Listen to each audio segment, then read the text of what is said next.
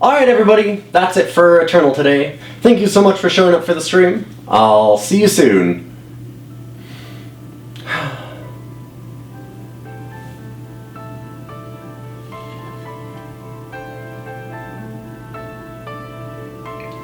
The game's not the same without you, baby.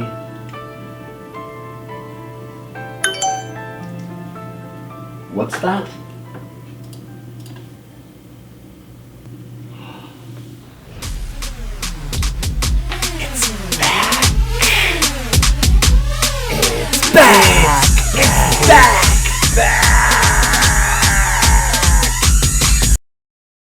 What's back? Well, I will show you in a moment.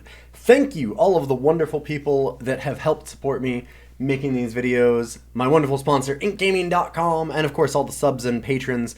We are going to be doing expeditions today, and we're going to be doing a little something that might be a blast from the past. One of my favorite decks, which is, you guessed it, Chalice. So you might have been playing expeditions already, and you might have noticed that a lot of people are playing very aggressive decks. Now, what that means is that we have a unique opportunity here to take advantage of that. And the way that we're going to do that is by playing one of the better control decks that have ever existed in Eternal. I love this deck. It's fantastic. It's got a lot of the key cards that you used to have. I've made some changes here and there, and some of them are upgrades, even with the changes in format, as it were, from like the heydays of Chalice. We're not able to run, at least in my mind, I don't necessarily like the Channel the Tempest right now. It's really expensive, and I think that there's other finishers that we can have that can win the game anyways. Everybody's really hyper-focused on aggro, and there's some other ways that we can win. So what we have is a deck, for those of you that are uninitiated. The key card of this is going to be Crystalline Chalice. So once a turn, you can pay 2 and exhaust one of your units to give it +2 attack, and one of your units with 2 attack or less to give it +2/+2 and draw a card. So anything that has less than 2 attack, you can make +2/+2 larger and then draw a card. It does cost 2, and it does mean that you need to exhaust it, which is slow. This already costs 4, and then you have to pay 2. How can you possibly actually win against aggro with that? Well, you do it by turtling up real hard. You get a lot of really good, efficient units that have low attacks, but big butts. And then you just draw a ton of cards and slowly outvalue your opponent. So what you have is you have things like Borderlands Waykeeper to have extra cards with, obviously, just like everything with Chalice. But to have the ability to get some flying, and you can ultimate it later. It's Aegis, so it protects itself, so you're just not going to get torched right away. And a 2/3 can shut down a lot of different things. It shuts down Oni Ronins and Rakano Outlaws. Wow, I totally blanked on the name there for a moment. All that kind of stuff. So you can just give it the +1 before or after, and then you can make it into a large flyer. You have Desert Marshal, which is one of the key cards of this. So it was always in the deck. Borderlands Waykeeper saw play in some versions of the deck, but not always. And I think that it's good enough now in this newer version with the things that we have to do. Desert Marshal means that we can summon and silence another unit. So you can just come in, and it's super key to have this. A lot of cards that are problems, but you can't necessarily get them in combat, right? Desert Marshal is your answer to a lot of different things that are like that. Things that duck under Vanquish, that are hard to deal with Harsh Rule, or just like a nice way for it to pop Aegis, right? So there's a bunch of different things you can do with Desert Marshal. We have Siraf, Grand Strategist, which is one of the ways that I think this has actually gotten an upgrade, because Siraf is disgusting.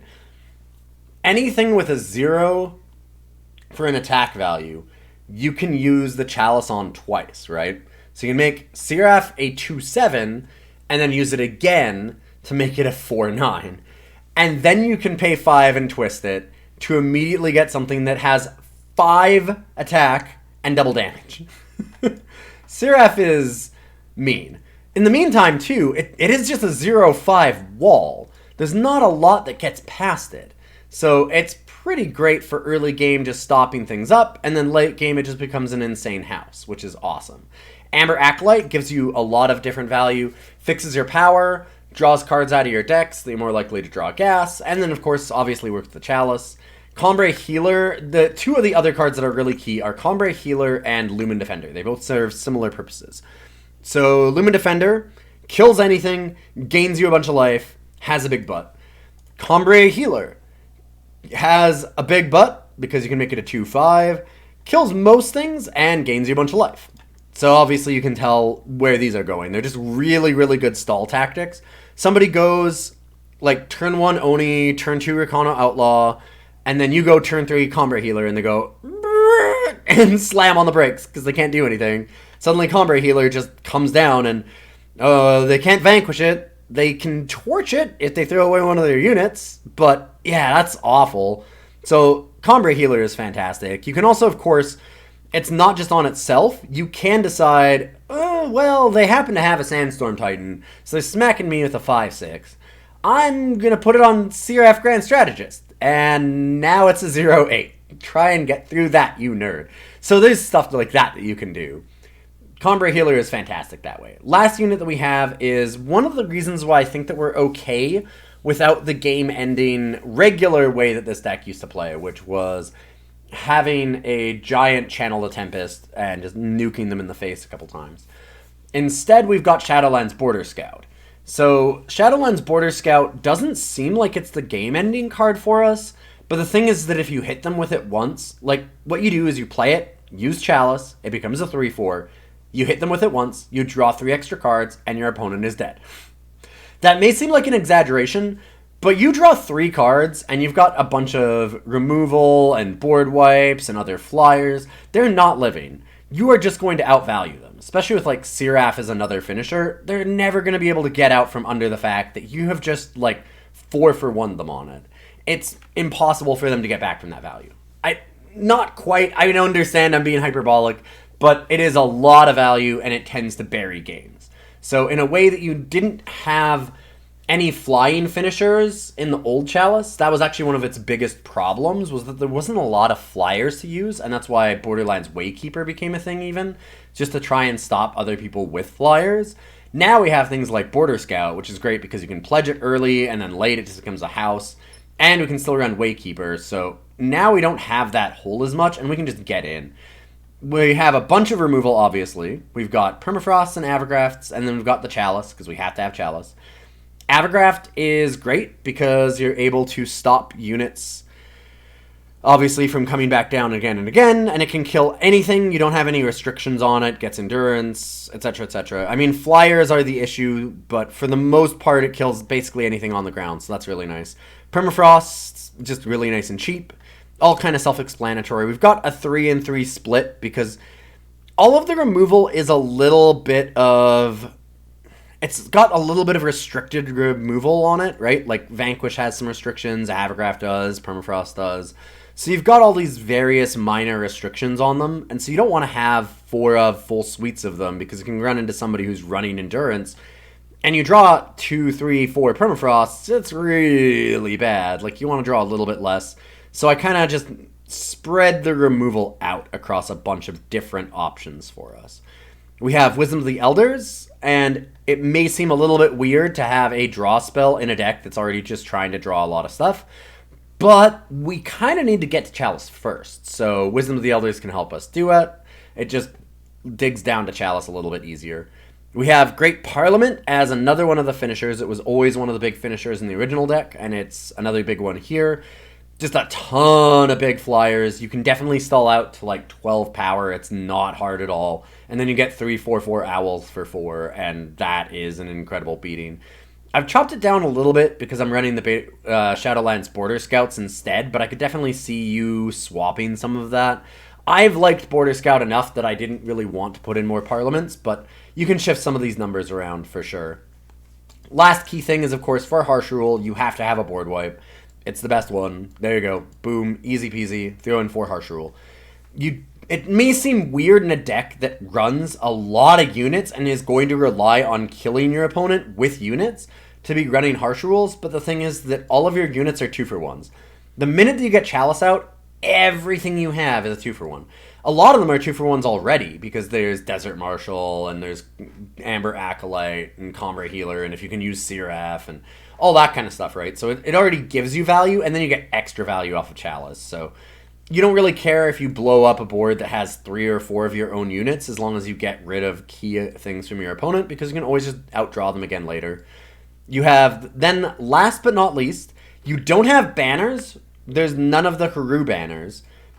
So we're going to have to make do with Seat of Order instead, and a bunch of sigils. So just something to remember. I might have wanted to go up to 4, but I've liked 3 so far. I haven't really had any power problems. We get Combrei banner and Elysian banner as well. Obviously, Amber Acolyte's going to do some lifting here to help us with that. One thing that you might be asking is, well, Ilyon, why aren't you running a merchant? Because we can, in fact, run both Pearl Abbey Smuggler and Great Valley Smuggler. And the reason why I didn't want to do that is that I don't really, like, it'd be nice to be able to put a Crystalline Chalice in the market and be able to draw it out and have 8 copies, essentially, right? You can, or even 12 if you want to run Rhyme Conclave Smuggler as well. Here's the problem, though. So these are all expeditions, sorry. The other merchants don't count. You can only get the smugglers. The issue with it is most of these don't work with Chalice itself. So I didn't like that part of it. Great Valley Smuggler does. Oh, except the minute that you get Chalice, it doesn't anymore. So you can't actually use the Chalice to draw cards off of them, and I don't like having units that I can't use the Chalice. That really undermines how much value we're getting out of it. So for us to put in like 8 or even 12 units, but then have 8 of them not be able to use with Chalice is really medium. And I mean, Pearl Abbey does get used with Chalice, but only if you do it immediately. If you have another spell that you need to play, then, well, like you have to delay a turn, suddenly it's too big again, and you can't use it with Chalice anymore. So, just my own personal preference, I didn't really like having them. You might find it different. I mean, it might be a good idea to shift the Chalices into the market and run, I would say, Pearl Abbey and probably Great Valley Smuggler. It might be possible that those are the right things to do, and then you can grab your Chalices, and you can use Chalice and Pearl Abbey when you can, but I've liked this version a little bit more, and I'm going to keep running it with this. So send me in a list if you have one. If you think that there's something better, then comment down below. I'd be really interested in seeing it. In the meantime, this has been a very long introduction. Thank you for sticking through all of it. And we're going to go on to some games, so stick around and see the next video.